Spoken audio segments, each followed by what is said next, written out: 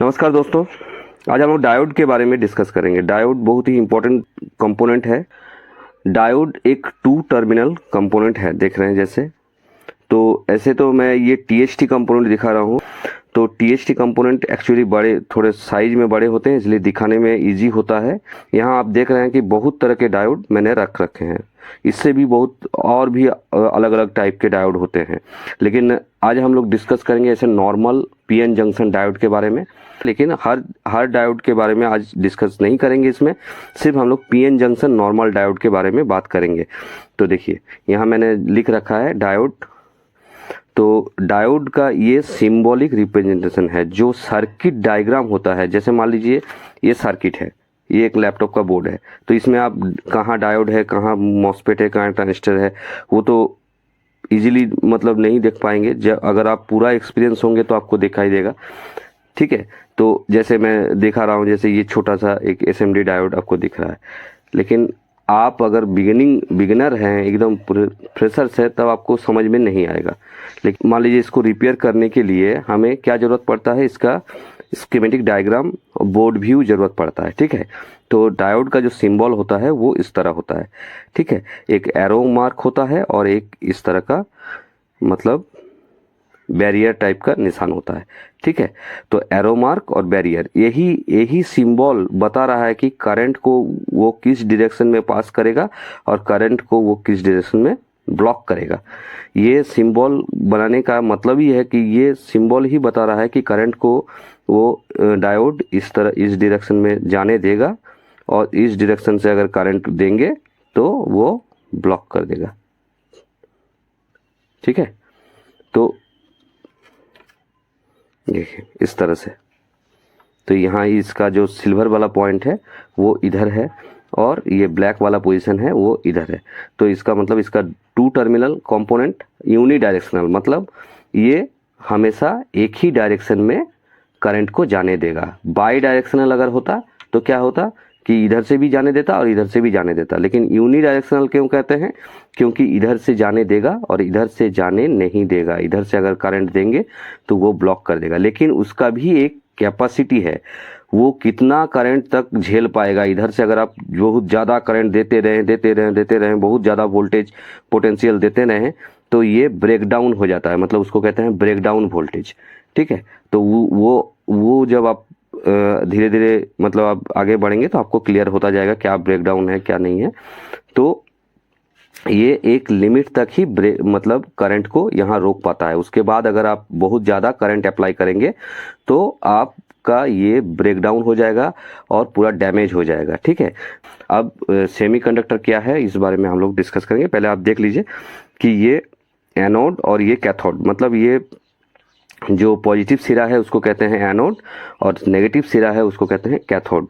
Cathode सी से लिखा हुआ है लेकिन यहाँ के से डिनोट किया जाता है। तो ए और के, एनोड वाला को कहते हैं पॉजिटिव और कैथोड वाला को कहते हैं negative. Semiconductor PN junction diode कहते हैं, ठीक है। नॉर्मल पीएन जंक्शन डायोड को ज़्यादा यूज़ किया जाता है सर्किट में। उसके बाद लगभग बहुत ज़्यादा क्वांटिटी में यूज़ होने वाला यह है जीनर डायोड भी है। शॉटकी डायोड बहुत ही वोल्टेज का कैलकुलेटेड वोल्टेज का जरूरत पड़ता है, वहाँ पर शॉटकी डायोड का यूज़ होता है। लाइट इमिटिंग डायोड बहुत ही पॉपुलर अब मेरा एलईडी का यूज़ होता है, इसको एलईडी कहते हैं, ठीक है।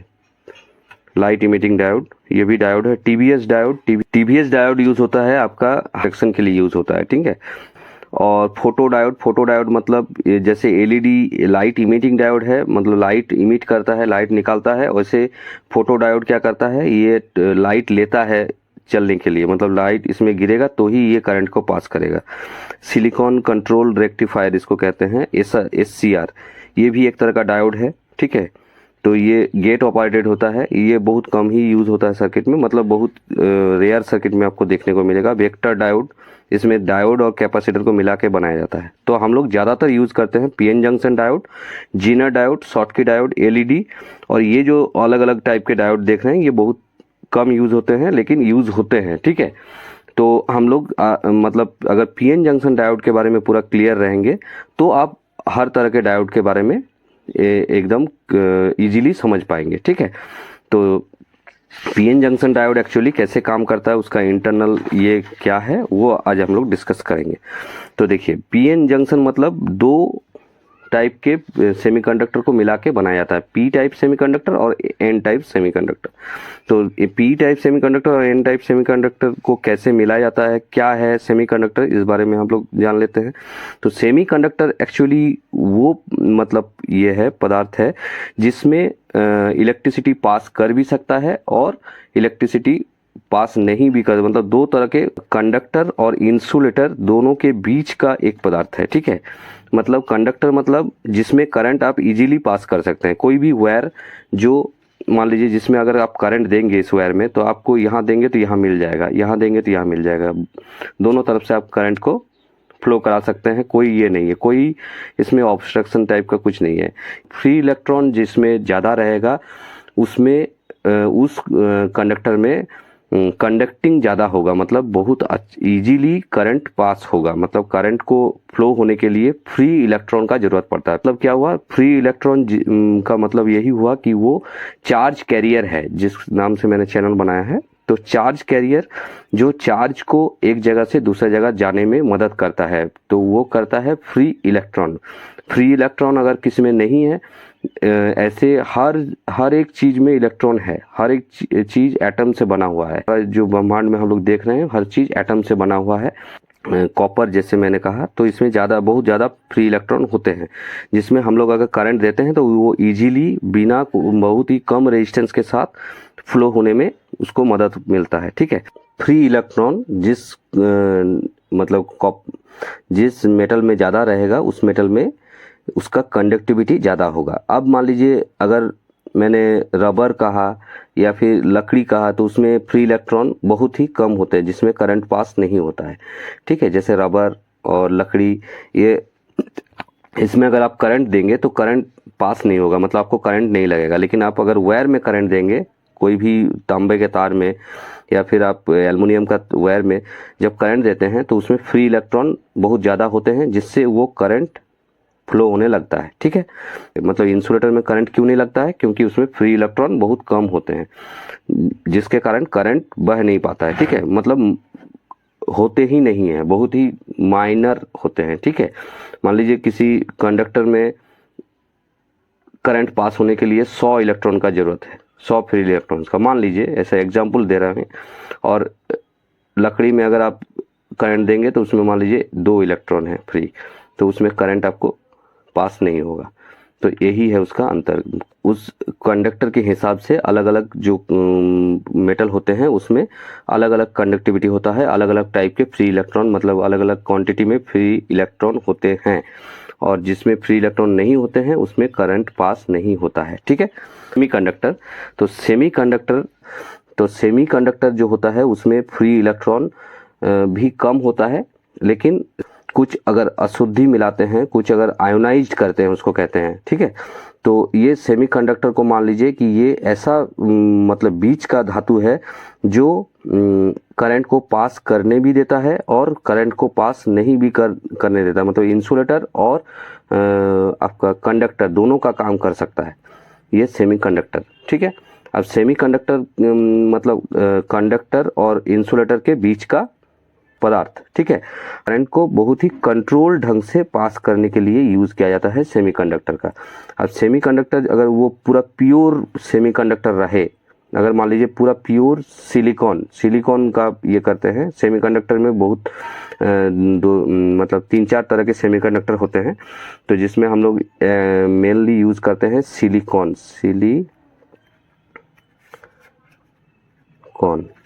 ऐसे यूज होता है। और एक सेमीकंडक्टर, इसके बारे में भी जानना जरूरी है, जर्मनियम।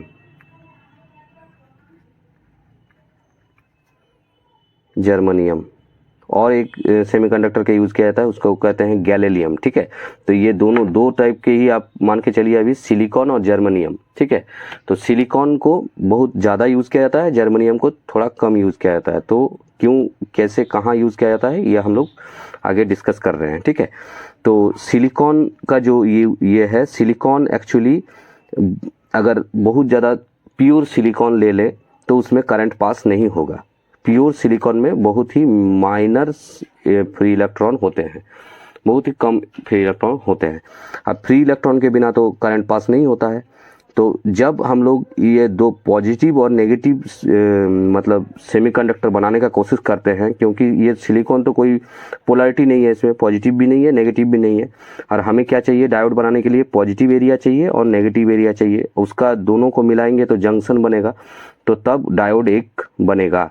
पॉजिटिव और नेगेटिव को मिलाते हैं तो बनता है डायोड, ठीक है।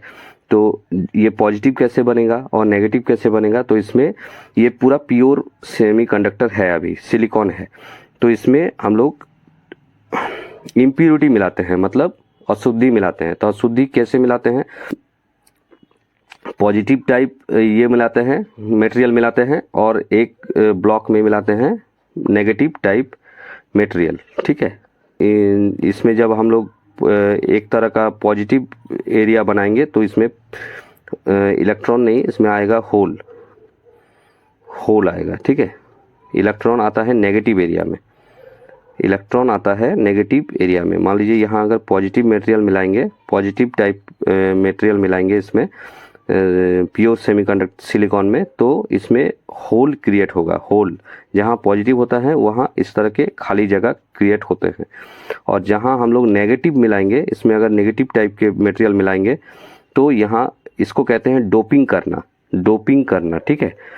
तो इसको डोपिंग करेंगे पॉजिटिव टाइप मटेरियल से और इसको डोपिंग करेंगे नेगेटिव टाइप मटेरियल से। मैंने डोपिंग करना कहा, डोपिंग में कहते हैं एक्चुअली टेक्निकली, और ये जो मिलाने वाला जो ये है उसको कहते हैं आयोन्स मिलाना, जिसमें आयोनाइज्ड हो जाता है। जैसे मान लीजिए पूरा प्योर वाटर है, एक कटोरा में मान लीजिए पानी रखा हुआ है, इसमें इलेक्ट्रॉन बहुत कम है, ये बहुत प्योर वाटर है, इसमें कुछ भी किसी भी तरह के मिनरल्स नहीं है, ठीक है, पीने वाला पानी नहीं है, ये एकदम मिनरल्स जो होते हैं पानी में वो पूरा लेस है, जैसे बैटरी में डालने वाला पानी। तो उसमें अगर आप इलेक्ट्रिसिटी डालेंगे तो वो पास नहीं होगा। अगर इसमें आप नमक डाल देंगे, नमक सिंपल सॉल्ट डाल देंगे तो वो पूरा आयोनाइज्ड हो जाएगा। नमक डालते हैं तो ये पूरा इलेक्ट्रॉन से भर जाता है, इसमें इलेक्ट्रिसिटी का जो पाथ है वो बनने लगता है जब हम लोग एक्स्ट्रा इसमें नमक डालने लगते हैं। तो नमक डालने से क्या होता है, पानी आयोनाइज्ड हो जाता है। इसी तरह सिलिकॉन में जब हम लोग अदर मटेरियल मिलाते हैं तो वो आयोनाइज्ड हो जाता है, ठीक है। तो आयोनाइज्ड होने से क्या होता है कि स्पेशल टाइप के जो मान लीजिए मटेरियल है, जैसे बोरोन, फास्फोरस, आर्सेनिक, गैलीलियम, जो अगर जब हम लोग सिलिकॉन के साथ मिलाते हैं जिसे डोपिंग कहते हैं, तो तब वो सिलिकॉन आयोनाइज्ड होने लगता है। तो आयोनाइज्ड होने से एक पार्ट में मान लीजिए बन गया पॉजिटिव एरिया और दूसरे पार्ट में बन जाता है नेगेटिव एरिया, ठीक है। तो नेगेटिव एरिया जहाँ बनता है वहाँ बनता है इलेक्ट्रॉन, और पॉजिटिव एरिया जहाँ बनता है वहाँ बनता है होल्स, ठीक है। तो ये होल्स और इलेक्ट्रॉन का भी कॉन्सेप्ट है, ठीक है। तो जब होल्स और इलेक्ट्रॉन का जब एरिया बन जाता है तो उसे जब आपस में मिलाया जाता है, ठीक है, तो आपस में मिलाने से क्या होता है, वो एक पीएन जंक्शन बनाता है। पीएन जंक्शन मतलब एक बीच में एक डिप्लीशन लेयर बनता है, ठीक है, जहाँ होल्स और इलेक्ट्रॉन आपस में इंटरेक्ट करने लगते हैं। ये इलेक्ट्रॉन्स और होल्स का नेचर है इलेक्ट्रॉन का कि वो हमेशा पॉजिटिव की तरफ भागता है। तो देखिए डायोड इस तरह से बना होता है, इसमें ये दो टर्मिनल दिख रहा है, ये दो एरिया दिख रहा है आपको। अब दो एरिया जब दिख रहा है तो ये मान लीजिए ये नेगेटिव है और ये पॉजिटिव एरिया है। अब पॉजिटिव एरिया से जब हम लोग करंट भेजते हैं तो यहाँ जो ये बीच वाला पार्ट देख रहे हैं, यहाँ दो पार्ट है, इस तरह पॉजिटिव एरिया और नेगेटिव एरिया दोनों को मिला दिया गया है, और दोनों को जब मिलाया है तो पीएन जंक्शन बना है। पीएन जंक्शन, तो पीएन जंक्शन जब बना है तो हमेशा इलेक्ट्रॉन का जो नेचर होता है वो क्या होता है, वो होता है ये इलेक्ट्रॉन हमेशा पॉजिटिव की तरफ आकर्षित होते हैं। तो इलेक्ट्रॉन पॉजिटिव की तरफ आने का कोशिश करते हैं, और जब इलेक्ट्रॉन पॉजिटिव की तरफ आने लगते हैं और इस खाली जगह जो दिख रहा है होल्स उसको भरने लगता है, तो ये पॉजिटिव इधर आने लगता है, ठीक है।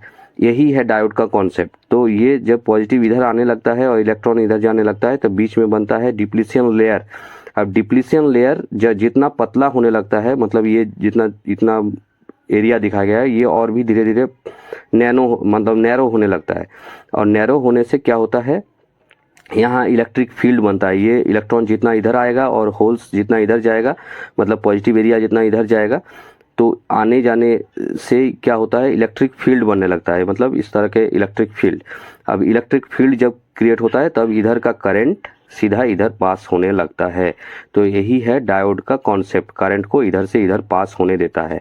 वही अगर हम लोग मतलब उल्टा तरफ से इधर से पॉजिटिव देंगे और इधर से नेगेटिव देंगे तो क्या होगा, इलेक्ट्रॉन का क्या नेचर है, वो क्या करेगा, पॉजिटिव जब इधर मिलेगा बहुत हाई पोटेंशियल तो इधर भाग जाएगा ज़्यादा से ज़्यादा इलेक्ट्रॉन, और इधर जब नेगेटिव आएगा, नेगेटिव क्या होगा, इधर होल्स को इधर भरने लगेगा। ठीक है, तो बीच का जो डिप्लीशन लेयर है वो बहुत ही बड़ा होने लगेगा, डिप्लीशन लेयर बहुत ही बड़ा होने लगेगा, जिससे क्या होगा, करंट पास होने का मतलब पॉसिबिलिटी घटने लगेगा, मतलब करंट पास होने नहीं चाहेगा, क्योंकि ये डिप्लीशन लेयर जितना पतला होगा, जितना थिनेस्ट होगा, उतना मतलब इलेक्ट्रिक फील्ड हाई होगा। इलेक्ट्रिक फील्ड हाई होने से इधर वोल्टेज जाने का पाथ बन जाएगा।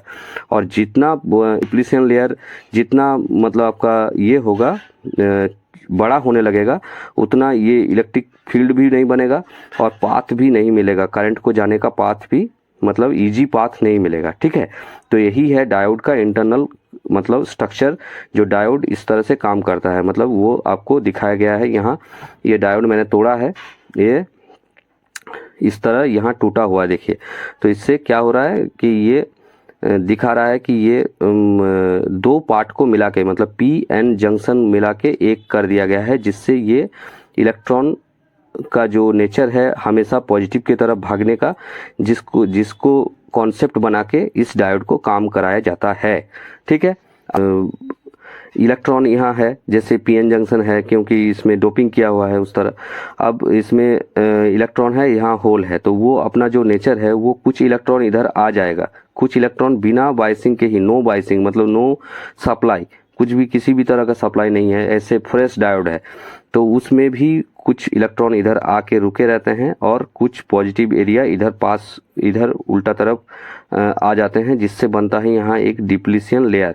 अब ये डिप्लीशन लेयर एक तरह का दीवाल है, ठीक है, एक तरह का बीच का दीवाल है। जब ये डिप्लीशन लेयर को पोटेंशियल मिलता है यहाँ से, एक अमाउंट ऑफ पोटेंशियल मतलब एक मतलब मिनिमम वोल्टेज जब मिलता है, जिस सिलिकॉन जैसा ये मटेरियल है सिलिकॉन, तो सिलिकॉन के लिए वो है 0.7 वोल्ट। 0.7 वोल्ट जब मिल जाता है, ठीक है, तो 0.7 वोल्ट जब मिलता है इस एरिया में, तो ये डिप्लीशन लेयर एक्टिव होता है, मतलब ये डिप्लीशन लेयर काम मतलब इधर से इधर इलेक्ट्रॉन को आने देता है। 0.7 वोल्ट से नीचे अगर आएगा, मान लीजिए 0.3 वोल्ट, तो ये काम नहीं करेगा। 0.7 वोल्ट होना चाहिए सिलिकॉन के लिए, तभी ये डिप्लीशन लेयर मतलब पतला होगा और करंट को इधर जाने के लिए रास्ता देगा।